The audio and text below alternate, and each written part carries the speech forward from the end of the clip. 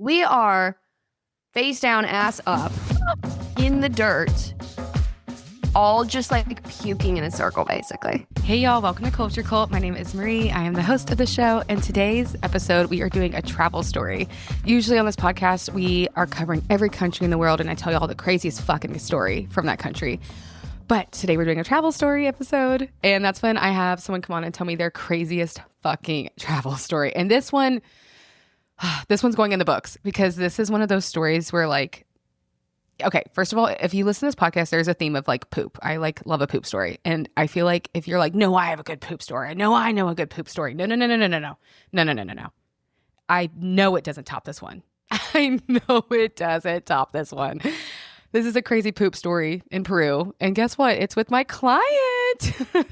My client and UGC Queen, Maddy Garrett, is on this episode. It's so funny because like if you see her on Instagram, you're like, this girl has it all. She has it all. Yeah, she does. And she has the craziest poop story. In today's episode, we're going to talk about actually like how to make money online using UGC. We're going to talk about van life. We're going to be talking about definitely like the things you don't see about van life online for sure. And again, how to be making money if you want to be making money online and start living a more nomadic life, like and just take control of your life with making money with UGC. We're going to get into that. But then of course, we're going to get into her crazy fucking travel story. Thank you, Maddy, for feeling safe enough to come on and tell it. And yeah, she's also my client and I love working with her. So anyways, enough of me. Let's get into it. I'll start with a basic question that I always ask people. If you were a country, what country would you be? Oh, I feel like I would be something like Costa Rica, where like there's kind of everything. Like they have mountains, but they also have the beach. Like it would definitely have to be a country like that. Maybe like Croatia or something. I don't know. Yeah. One of those. My instinct was Argentina. I've never been. Well, I'm saying that because it's like very outdoorsy, but I also know you love a good bit of party. So there is that culture there. And then they have a good like LGBTQ space. My friend went, she said like the gay scene's incredible. Oh, fun. So I feel like I'm going to throw you under as Argentina. Okay, love that. Yeah, if there's anything gay, I'm there. Yeah. I just never knew that. And she was like, oh, the gay scene's amazing. I go there for every year for like Pride. And I was like, oh, we had fun. No one's talking about that. Nobody's talking about that. Have you ever done your astrocartography? Yes. Okay. I'm very curious what your lines would say over that. I actually have very, very good lines over Argentina. Really? Like good sun lines. I would have to go back and look, but I know that I have really strong lines over Portugal. And what was your experience in Portugal? Amazing. Yeah. It was great. Same. I had an amazing day. Yeah. I have very challenging lines over Bali in Australia. So makes sense when I did that 10-month stint last year. I would not call it like the downer of the trip, but the more challenging emotional challenges happened intensely in Australia and Bali. Like a lot of inner work. Yeah, I kind of pay attention to those lines. And that same line is over Medellin. So those two digital nomad hubs are actually very heavy lines for me. And it says to not stay there that long. Interesting. I know. That's fascinating. Yeah, I also have strong lines in Mexico. So like near Puerto Vallarta, like really strong lines. And then Colorado. Okay, yeah. What are your lines over Colorado? Because that's where you live. Mm-hmm. Yeah, I forget what it is, but it's a good line. Yeah. And it's like right through, like Aspen is where it's like strongest. And then, yeah, kind of this like surrounding area. But I was like, wow, crazy. What's like the vibe of Colorado that people maybe don't assume? I'm assuming people think mountains and weed. Yes. Gosh, Colorado's just so different depending where you are. Because there's a lot of like random hodunk towns. Like and if you go east, it's like deserty. It's like not mountainy. What you think? Yeah. So that's interesting. But I mean, it really is a ton of mountain towns, especially like out here, like near Denver and like South Colorado. It's interesting because I was talking about this with someone the other day. I think people think of Denver and they think like, oh, a bunch of like granola people, we're all wearing chacos, blah, blah, blah. But that feels like a very like specific subset of people who live in Denver, where I feel like the average Denver person isn't like that. Hmm. Like Denver's a city. So like it's just like normal city people and it's not quite as like city as like New York or something. No, yeah, you can feel it there. Yeah. Chill. But like yes, we have our own vibe similar to how like LA has its own vibe, but it's not a bunch of like granola choco people. I think people assume that, but that's not really, I would say, the norm. Interesting. Yeah, I would assume that personally, Mm-mm. Mm-mm. that it's still like a city. I noticed when I went to Denver, it was like I feel like everyone's outside. So that's Mhm. why the city isn't as bustling as like other places because everyone's they're outside. Like they're in what Mhm. surrounds Denver is like you have the Rocky Mountain National Park, which is one of my favorite parks in the world. Like, oh my God. And then you have all these great little towns. Like, I feel like people aren't really in the city as much as you think That's they would fair. be. Yeah, I could see that. Do you have any like secret little Colorado towns you want to spill? Because everyone knows Breckenridge, Aspen. Yeah. Um, I have my own that I love to shout out, but I didn't know if you have any that you want to spill. Mm. I mean, they're not really small, but I just feel like my favorites are like Steamboat, and Telluride. Like those two are just my absolute faves. If I could go all the time, I would. They're just so beautiful. So beautiful. Telluride, Ouray, um, that whole area is my favorite part of Colorado by far. So, okay, we love Colorado, but you also, I want to talk about how you do van life. You bought your own van. Mhm. What are the tips of buying a van? I feel like that's for me, that's overwhelming. I'm like, I want to do it one day, but like, is it better to build your own or is it better to buy it new? Like, Oh gosh, I feel like so many people are like, I'm going to build my van. I'm going to undertake this project. It's going to be so cool. I want to do my own thing.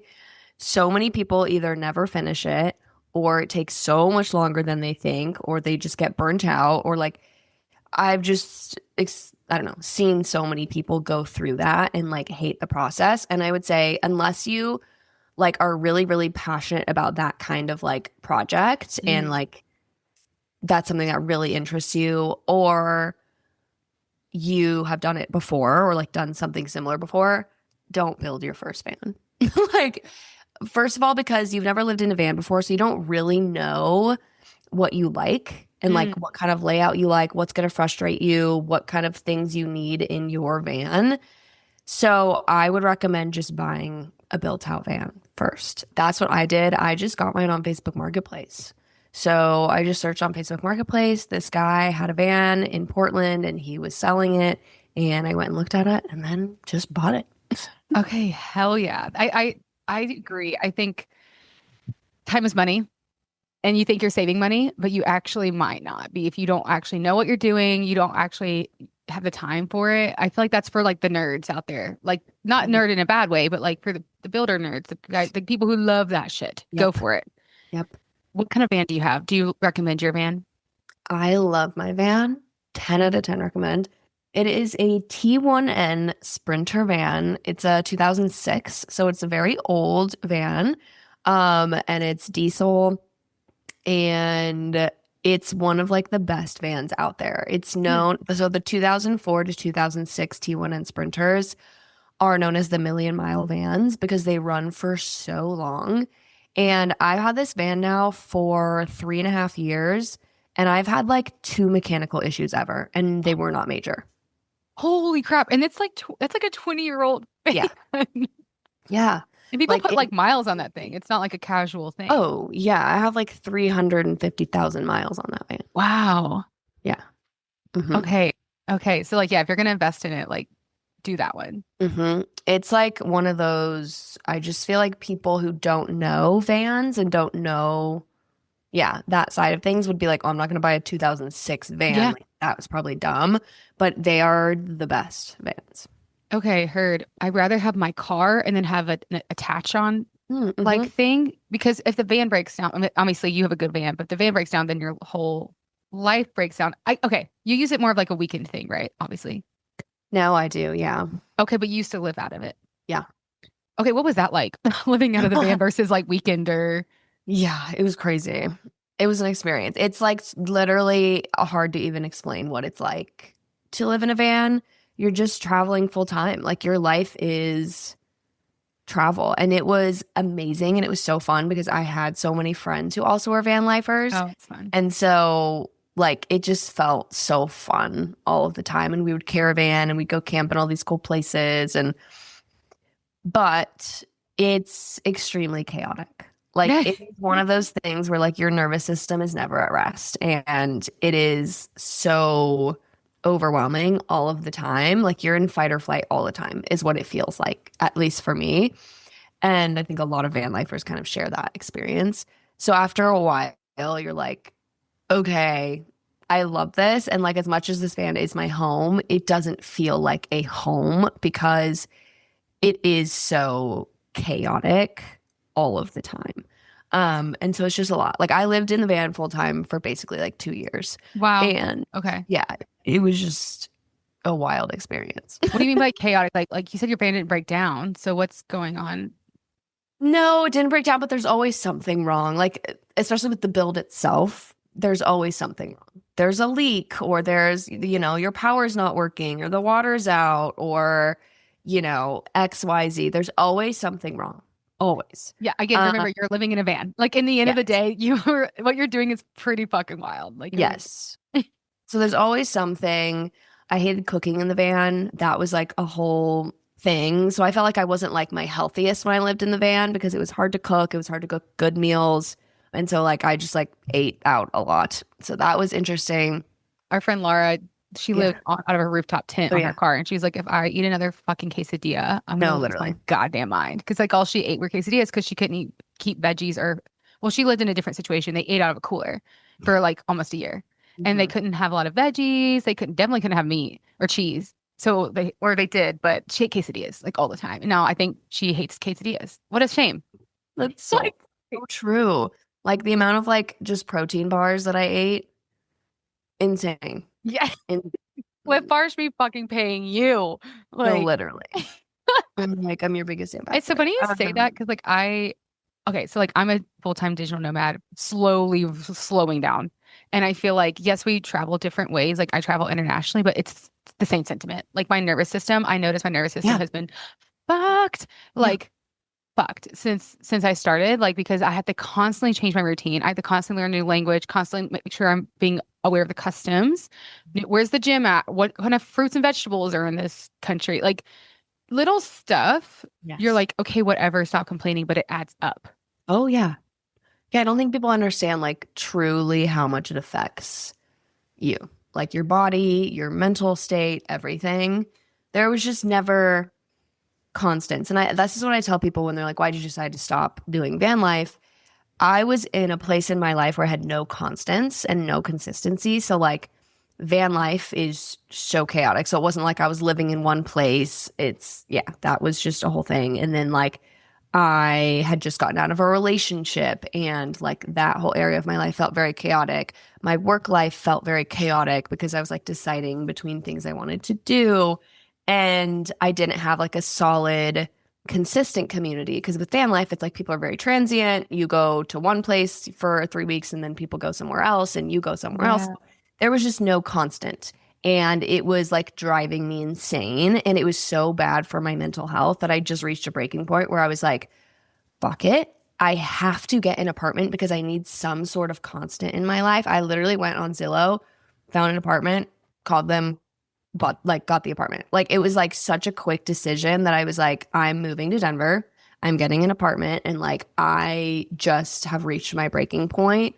And I think people don't realize that. Like when you travel so much, whether it's van life, international travel, it can really mess up your nervous system. You don't have routines. You don't have any sort of consistency. And that can be really hard for some people. And so after doing it for so long, I eventually was just like, I can't do this anymore. No, the spot that you're talking about is the breaking point I'm at right now. Like I went to Mexico and I turned around. Like I was supposed to be there for 2 months. I was there for 2 weeks. Damn. And I was like, I gotta go home. It's like nothing to do with Mexico. But I was like, my nervous system is fucked.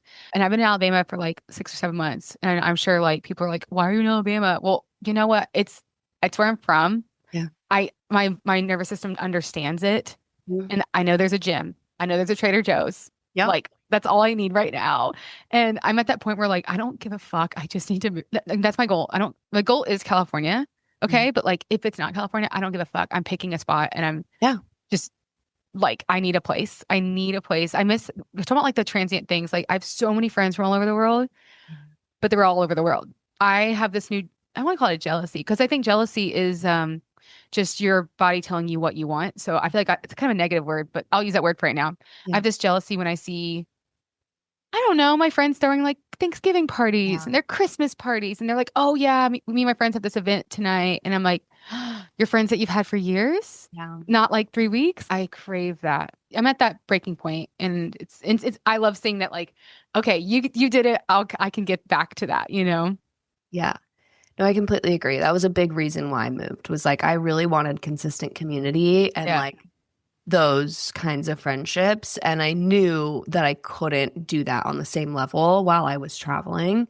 Yeah, I think people just glamorize full-time travel a lot, and there are so many beautiful things about it, and it's amazing and what an experience. And also, for most people, it's not sustainable long term, and it definitely has its cons. Yeah. Yeah. I would say it's like do it for like a short amount of time, but like stop it before you get burnt out. That's my advice, I think, with it. Yeah. Okay, let's talk about how the hell you even did that. So let's talk about UGC, which Mhm. is user generated content. And this is gonna be like a little bit of 101 for people who don't know. Cause I am a big believer at like, even if you love your corporate job, have a side hustle Yeah. because they're going to dump your ass the second they can. So you need to have some, even if it's not to travel, you need to have some sort of side hustle backup plan Mhm. just for yourself. It is at the UGC, but I want to talk about that for you because that changed your life. So, what is UGC and how is it different from being an influencer?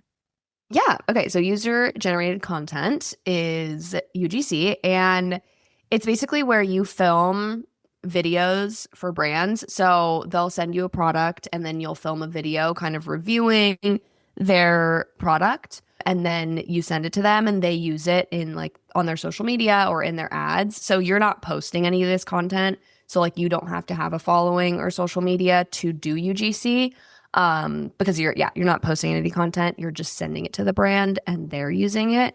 So I got into UGC about 3.5 years ago, and or 3 years ago, I don't know, 3 years ago. And yeah, just like knew about it because I had a friend who did it a little bit. And I was like, whoa, this is really interesting. Like, she was a content creator, and that's how I heard about it, and ended up just kind of going all in. And then that was my full-time job for a long time. And yeah, that's pretty much what it is. Yeah, it's really cool because you don't need to have a big account. You're essentially like No. just creating ads for other businesses. So, how would you get started? I mean, the obvious is like if you want to excel in anything, you should invest in a coach. I'm sorry, but like you should. You need to like if you want to hit something by a certain amount of time, you need to invest in a coach. But let's say like someone's not ready for that just yet. Like what are the best apps to get started? Mhm. Yeah, how do you get started? Yeah. Um, YouTube is your friend. Go like look up, you know, what is UGC? How do I get started with UGC? All of that. Like, there's definitely plenty of resources just to like get your foot in the door and learn more about it. And then, yeah, the best way to get started is just to get on some UGC platforms where brands are actually posting jobs. So it's basically like a job board, but for UGC, and you can go and apply to campaigns. Um, and there's a ton of them. Coley, Popfly, Vidsy, Vidovo, Billow, like those are just a few of them. But if you Google like UGC platforms, a ton of them pop up. And it's a great way to start doing some work for brands without needing to like have a ton of experience or a portfolio, because you can just go on there and like apply with like a paragraph about yourself and why you'd be a good fit for the campaign. And then sometimes you have to upload like one example video. So I would a go watch UGC ads, like Mm. Google like what is UGC, figure out like what that is and watch a bunch of UGC ads, and then with stuff around your house, film some example content. And that's going to give you like a little bit of experience, and then hopefully like a video that you could use as an example when you're applying to campaigns on these platforms. And yeah, the beginning's kind of a slow build of just like applying to a bunch of stuff, trying to figure out like what you're good at, what your niche is, and getting those first few deals under your belt. And I always say UGC is a long game. Like the beginning is just harder, it's slower. And then once you get good at it and like have proof under your belt that you are a good creator, things get really like so much easier. Now I do UGC like 10 to 15 hours a week and I'm making at least like 5K a month doing that. So it's one of those things. It's a long game. It's such a nice thing to have on the side. And yeah, it's just great because anybody can do it. Like you do not have to be an influencer. You don't have to look a certain way. You don't have to live a certain place. Like brands want this content from everyday people because people trust that more than like influencers or models or just like ads that the brand is making. So it feels really genuine. It feels really authentic. And people are way more responsive to that.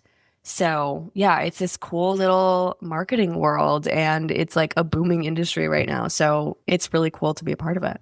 Yeah. What are like some of the success stories from like your membership or like certain students that stood out where you're like, Yeah. okay, see, this is the potential Mhm. that you could have with UGC?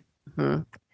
Yes. Oh my God. I feel like the success stories that always stand out to me are either the ones that happened so fast and like literally I had a student last month who her second week in the program, like she's never done UGC before, like she's brand new to this. Second week in the program, she signed her first deal for like $1,800. Wow. And she was like, this is crazy. And then like another student 2 months ago, in her first month, she made over $1,000. Like it's like those kind of stories where you're like, oh my God, like those people who are just, they get into it and they're like, boom, let's go, let's do it. And they just like put their all in. And yeah, it's crazy. Like when you put in the work, it works, you know? So I love those. And then the long-term students, like I have several students who they took my program a year ago and now they're full-time UGC creators. They either travel full-time now or they were able to, quit their job. Now they do UGC full-time. So it's really, really cool to see those students who like actually stick with it long term and then turn it into their full-time job. Yeah. Cause I think with anything, especially if you're starting like a side business, it's going to take about 6 months, I think, for it to see real traction. There's always those like crazy success stories, but it takes about 6 months to get the hang of like understanding your niche, understanding your pricing, understanding how to create. Like this is even within my own business. It took me 6 months to get to $5,000 a month. Yep. But it's like, if you like it and you're good at it and you enjoy it, if you stick with it, like you made like what, like 15K last month doing like UGC on the side. Yeah. Okay. Crazy. Yeah. Potential. There's so much potential with it. And it's like any business, it's about like your strategy, how you show up for it. And in the end, not fucking quitting. Like Literally. you will never see those 15K months if you quit, period. Period. Like that's the biggest indicator of success is like how long you can stick with something when either it feels like it's not working or it gets hard or it's slow. Like successful people are just people that stick with it. That's it. Yeah, for real, for real. I guess like what would you do for someone who's like listening to this and they're like, oh, but I'm a full-on digital nomad and like I don't have a home, or like I'm a van lifer, I don't have a home. Like where would they send these packages to? Yeah. So I built my UGC business when I lived in a van. So I was like traveling full time, lived in a van. And there's different ways you can go about it. So if you want to do physical products, you can either like have them shipped to family and friends and then have them like ship it to you where you are. Or if you like have family and friends somewhat nearby and you can go drive and pick them up. But also you can have brands send packages to like what's the word I'm looking Like for? a PO box? Kind of a PO box, basically sending them to like a UPS or oh my God, a post office. There we go. You can like have them send packages to a general post office and like the post office will basically just hold it for you. Oh, that's so true. I literally forgot what the post office is for. No, right, literally. Crazy how that works. So yeah, you can do that. But a big thing that I suggest, and one of my students that I am working with right now, she is a full-time digital nomad. all over the world. So like she's often in Europe. She was just in Asia. So like she's all over the place. And she's trying to make UGC her full-time income. Right now she's probably at like 2K a month with UGC. And we just had to shift the strategy to be like, okay, packages aren't the most realistic in this situation. And she's had like struggles with trying to make that work. So we're going to pivot. And so we started pitching apps, services, softwares, AI products, the stuff like that. Smart. And since doing that, like she's had a lot more success. And there's so many of those companies out there and they need UGC too. Like there's so many apps, so many platforms, all of that stuff. So it's just about figuring out the right strategy that works for your situation.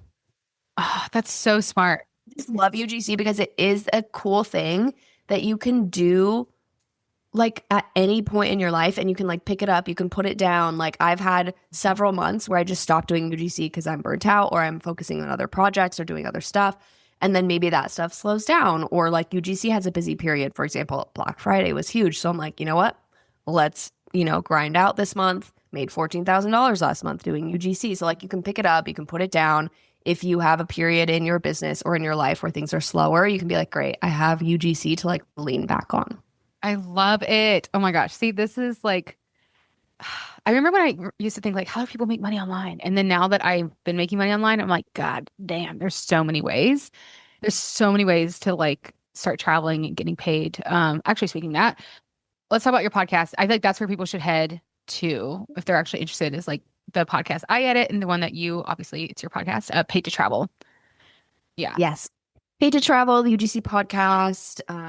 It's the best. We love it. Yeah, I talk about all things UGC, how to get started. I interview past students of mine, just tips and tricks that I have learned. I share like my UGC income, the deals that I'm getting, how I'm getting them, tips for pitching. So like there's literally so much in there. If you're like, I want to learn more about it, go check out the podcast. Yeah. It's also on YouTube if you're a visual person. Yeah. So, okay. So we talked about why the West Coast is the best. Van life is not what you think and why y'all should be doing UGC. But let's get into, let's do your travel story. Let's do it. I'm so excited. Oh boy. Okay. So my a good story is good, but it starts like with a deep breath. Yeah. I'm like, oh my God, the trauma. Oh no. Okay. So a year and a half ago, I went to Peru. And I was doing the Salcantay trek.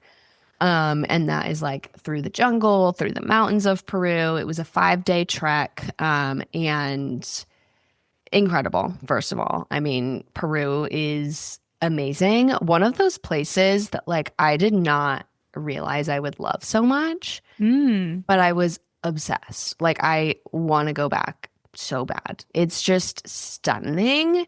And the cities are really freaking cool. Everyone's really all nice. Like I just was obsessed. So I'm looking at what you said. It's called Salcantay Inca Trail. I mean, it looks like we were talking about Patagonia earlier. Yes. Guys. Yeah. What the hell? No, it was insane. Wait. Whoa. I thought you meant like jungle, like tropical. Like this is like Alaska. Yeah. Okay, continue. Sorry. I'm just a visual person.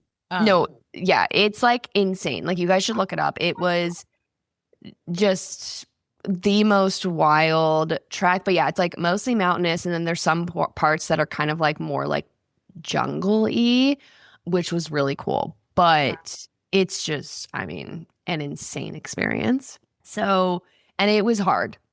Like it was a hard track. Did you train? A bit, yeah. Okay. Mm-hmm. Yeah. So it was tough. And let's see, 3 days into the trek, we had like got up that morning, had breakfast, we were continuing the trek. And that day when we were walking, I was like, my stomach's feeling a little off, But I'm like trying to like not make it a big deal because I'm like, you know what? It might be altitude sickness, maybe, I don't know, whatever. I'm in a new country, I might just have to shit. It is what it is. And I'm like trying to hold it in. At one point, I'm definitely letting out some farts. Oh. Like And I'm like, oh no.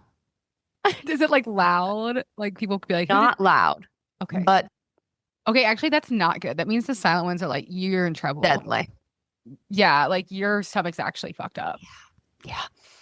So I'm like feeling kind of like, like almost like lightheaded, feverish. And I'm like, okay, Jesus Christ. But I like get through that day of the trek because it was like I could feel it, but it wasn't that bad. And I was like, maybe I'm just in my head, you know. We get to where we're staying for that night and we like set up the tents. And then we're going on a tour of, so we're staying at like a farm basically. Mm. And it was a coffee bean farm. And we're staying with the Perfect for your family. stomach. Right. So, and so we get there and they're like, great, let's do the coffee bean farm tour. And I'm like, great, let's do it. So we're going on this tour of the trees and the farm, and they're opening up the beans and everything. We're doing the whole thing.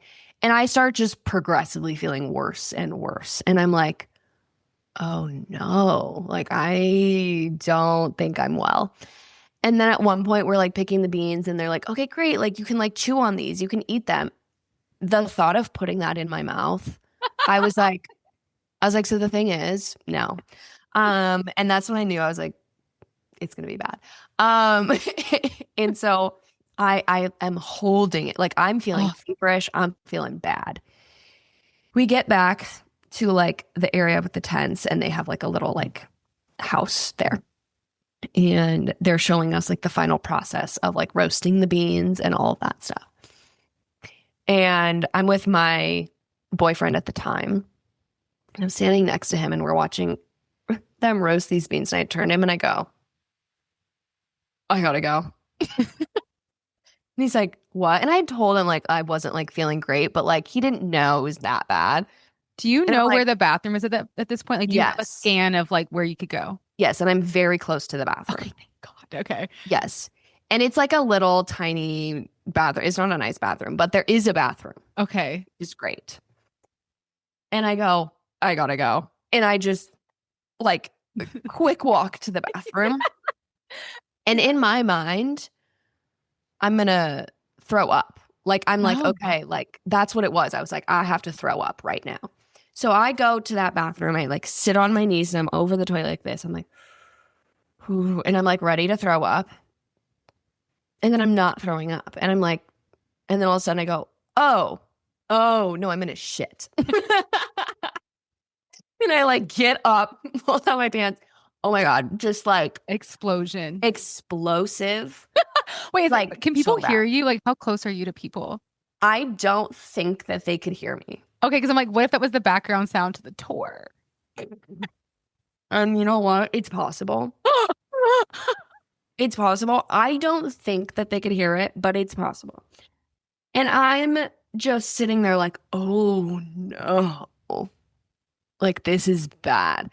So I'm on that toilet for 10 minutes, just shitting my brains out. And I'm like, oh, fuck. Okay, whatever. And then I'm like, okay, great.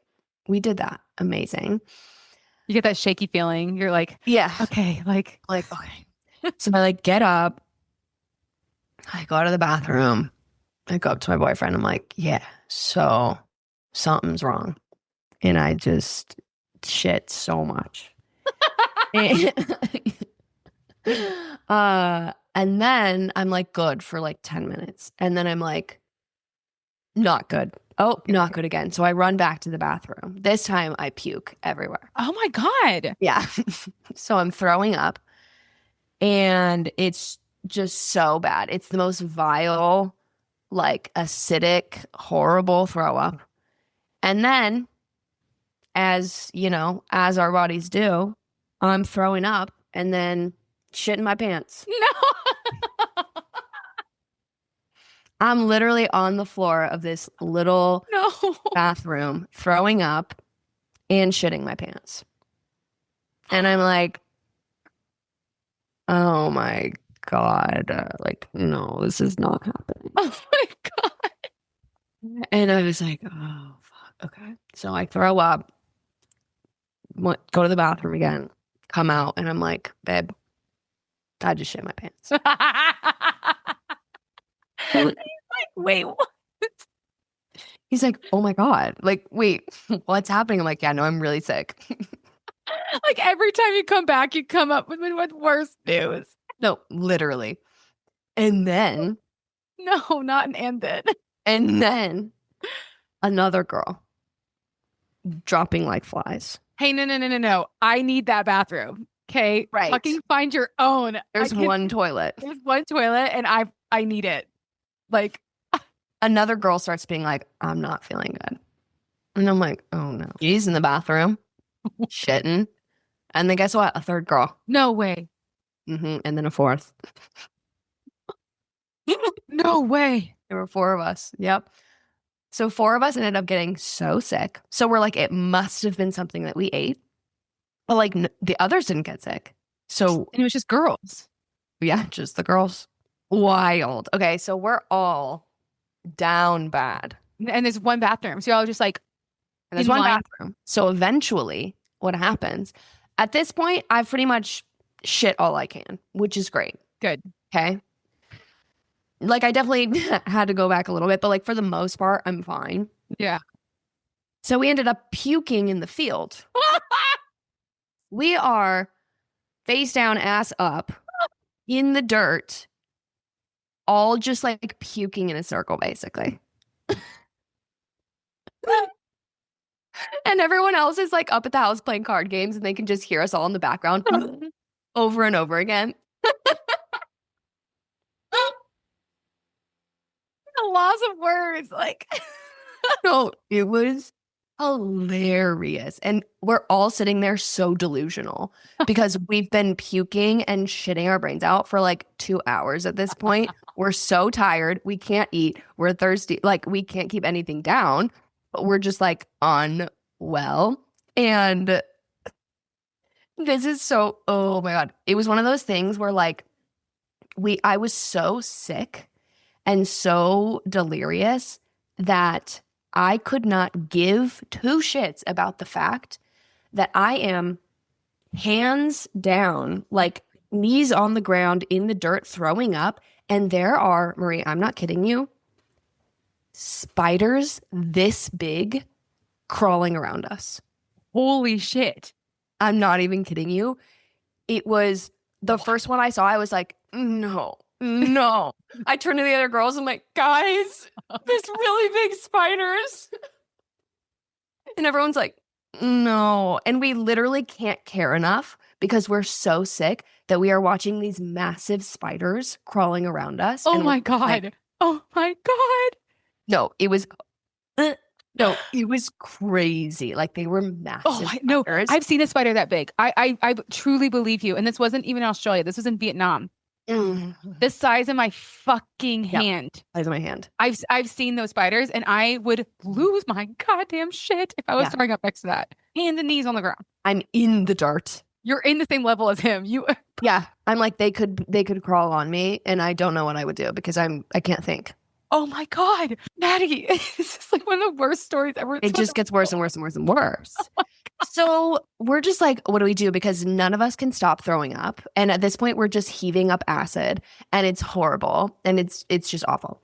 And so the like tour guide is like, they're trying to tell us that it's not food poisoning. Okay. And we're like, babe, like, it's okay. Like, we know that you cooked our food and we're not mad, but like, can we acknowledge what's happening right now? Yeah. Can we just talk about the fact that it's food poisoning? And they're like, oh, you should take, like, they got us some kind of medication that they were like, take this. And I'm like, I'm not taking that because I have food poisoning, not whatever you think that I need to take because of whatever.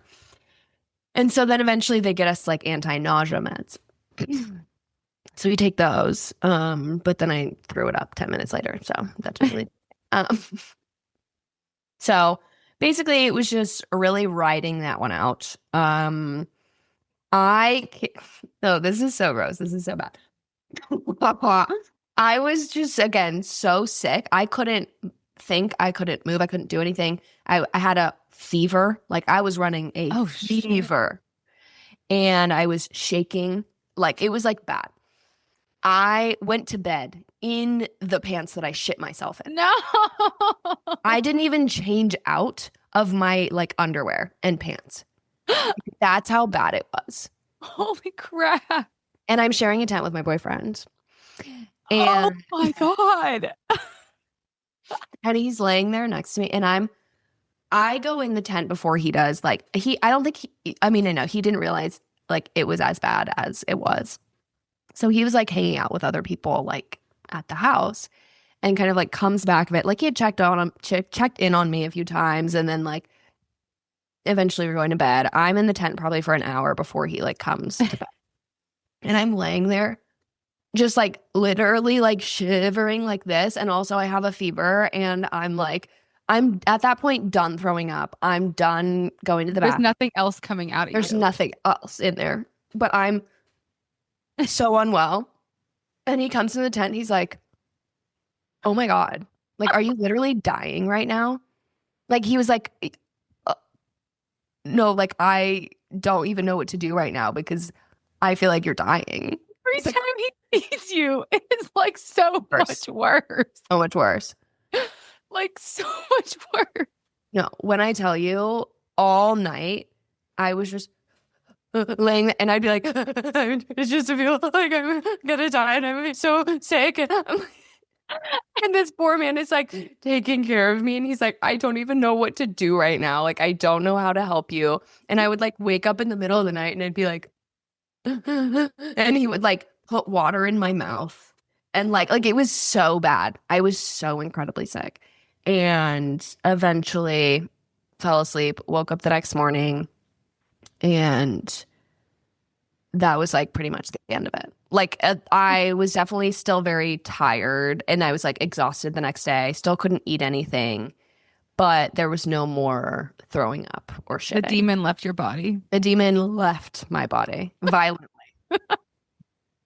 And it was just insane. But the next day of the trek, like the four of us who were sick, we had to like get a car and like take us to the next point because we couldn't do the trek that No day. fucking way. Also, in your poopy pants, you can't do that trek. Literally. Like you can't be doing that trek. It was crazy. Hey, I know. The whole it's thing. not nearly as bad as I was like, oh yeah, little tummy hurt in Peru, girl. No. No. How much more of this trip is there? Can you enjoy any of And it? there was one more day of the trek, which we did and was fine. And then the next day was Machu Picchu. Oh. We were like, honestly, we're just so glad it didn't happen that day. Or like, yeah, because that would have sucked. Truly. There's no bathrooms up there, I bet. Maybe there's like one. But the amount of tourism, you'd be fighting everyone for that bathroom. No. Did you get to see the view? Sometimes people get up there and it's too cloudy. We did. Oh, it was incredible. I mean, truly amazing. What's the energy of Machu Picchu? Definitely felt very sacred in a way. Yeah, I don't know. It was like very good energy, very, I don't know. I really loved it. Like it just was like you got there and you're like, whoa, like this is something insane. Wow. Like, yeah, it really was an incredible experience and just so, yeah, cool to learn about it, cool to see it. And we got really lucky with the weather. It was like we just had an incredible view. It was amazing. Yeah. Yeah, he needed some luck after that. I know. Oh my God. Because we were still in Peru for like 5 days after that happened. Wow. I mean, like, that's good. That means you still get to experience the country. Yeah. Mm-hmm. Holy crap. Oh my God. Okay. Did you and your boyfriend stay together after that? Right. Crazy. No. We broke up very shortly after that trip, actually. He's like, I've seen too much. Like, I can't go back. Dead. So funny. You make me sound so weak. So when I was in Vietnam, I got like pneumonia or something. I mean, I had a fever, I had an ear infection, but I was being the biggest baby.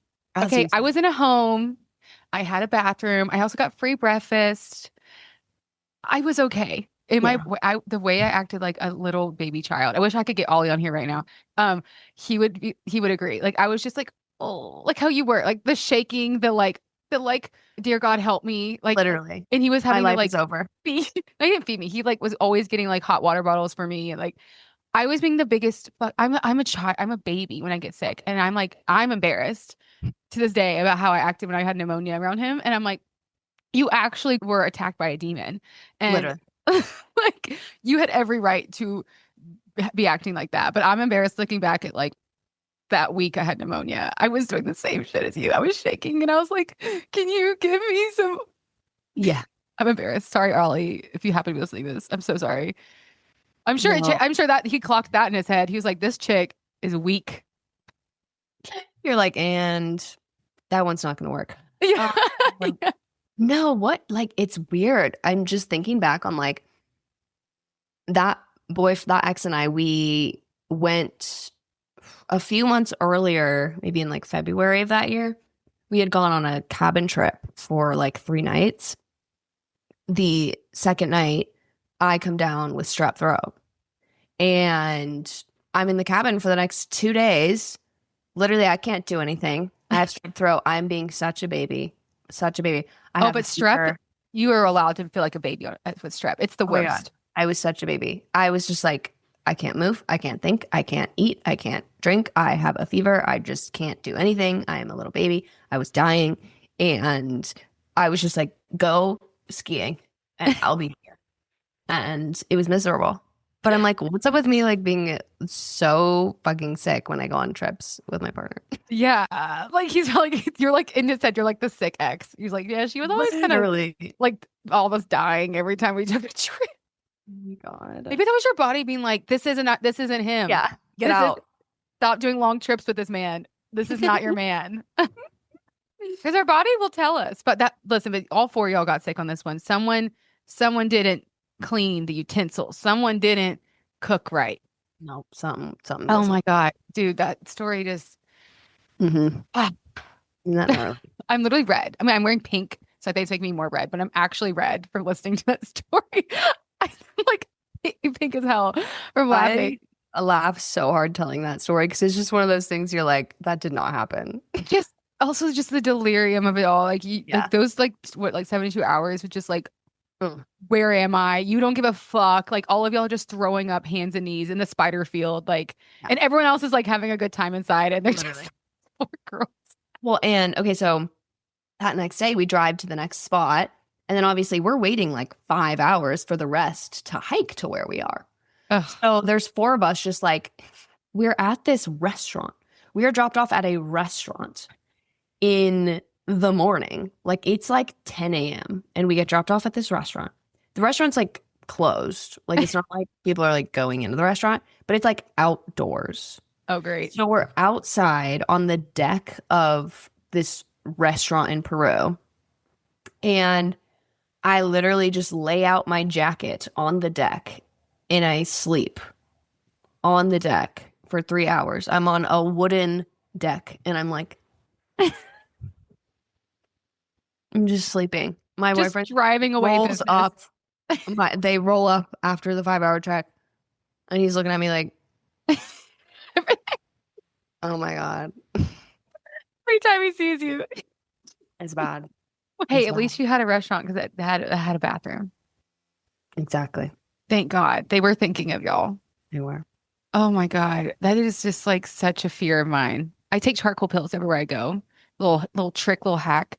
It gets rid of all the toxins out of your body. So when I was in Bali, I got like that Bali belly and the tummy stuff went within 24 hours. Like and then it was just a fever. So I highly recommend always bringing charcoal with you. And little tip, take charcoal before you drink and you won't get a hangover. Okay, literally, yes. I used to do this all the time, like right after college, when I was drinking a lot. The next morning after drinking, I would always make a little like lemon charcoal water. Perfect. Life changing. Yeah, I bring that. And my mom, she's a doctor and she always gives me this like medicine that's for that situation. Like you just take it in an emergency like that. So I bring that shit with me.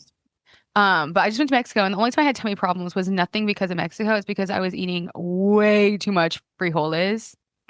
I Yeah. love beans. Like, and I was actually getting sick because I was eating too much frijoles. I Oh was my like, God. I love beans. And so I had to put myself on a big time out.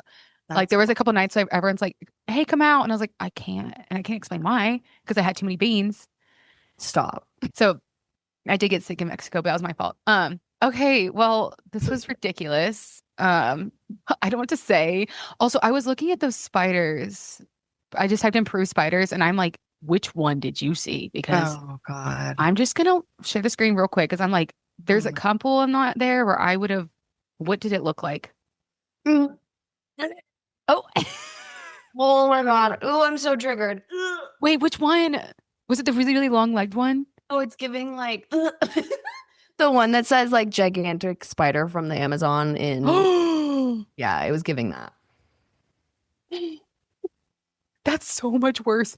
That's so much worse than the one in. No, okay. Yo. Okay, the one in Vietnam was that size. It was that size, but that one looks scarier. No, it was I think it's because it's outside. Yo, Maddie, this is insane. I know. It's like okay. every part of this story was just worse and worse. Oh my God. It's okay. You're here. We're here. You're not in that situation. God. Go to Peru, y'all. Yeah, so anyway, Peru was amazing. Peru. I'm gonna send this to my aunt who's going to Peru and be like, just don't do what she did. Which I don't even know what you did. You didn't do anything wrong. It's just someone cooked wrong. Yeah, somebody cooked something wrong. Oh, it was so fun. Shout out where people can find you. Oh, well, you can find me on Page Travel, the podcast. You can also find me on Instagram at maddyoutdoors.coach. Yes, and definitely check out all that stuff if you're like, I want to be making some side income and get paid to travel. I have two of my friends in there, Josh and Laura, and they love it. They love being in your community and everything. And I think that's why I've been like, maybe I should do it because I'm watching them and just watching like their journey. And I'm like, oh, okay, like they're making extra cash. Yeah. So if you are interested in learning how to make money online with UGC, like you literally can only go to Maddy for that. Like go check out her podcast that we produce. It's called Paid to Travel. She's just such an amazing coach, and she has so many amazing like success stories coming from her community. Like she's just the person for UGC, especially in the travel space. And she's just such a fun person to like be in her world. So definitely recommend listening to her podcast that we produce, Paid to Travel. Go check out Maddy. And yeah, this was such a fucking funny episode. Maddy's story was so holy fuck. I really think y'all should look up the spiders spiders in Peru that she was talking about. Like look that up right now just for the visualization so you can see exactly what she was dealing with. Like the fact that she was that sick and she was like, I don't care. I don't care that these creatures from Harry Potter, the fucking spiders from Harry Potter are sitting next to me. This is so bad. This story was so bad. Oh my God. Anywho, thank you guys for listening. As always, we are now a monthly podcast because I'm busy as fuck with my business and this is all I can do right now. Also, I lied to you. There's one more Scottish podcast. Who would have guessed? I can't stop recording about Scotland. I promise you this is the last one. And then we will finally move to Iran. I promise you. It's just because I met this badass girl who's Scottish and she's from the Highlands. And I was like, wait, I have nothing about the Highlands at all. And we only have one Scottish person that came on throughout the whole series. So one more Scottish episode. And then we're moving on to Iran. And that's going to be such a special season. Okay. Love you guys. I will see you next time. Cheers, y'all.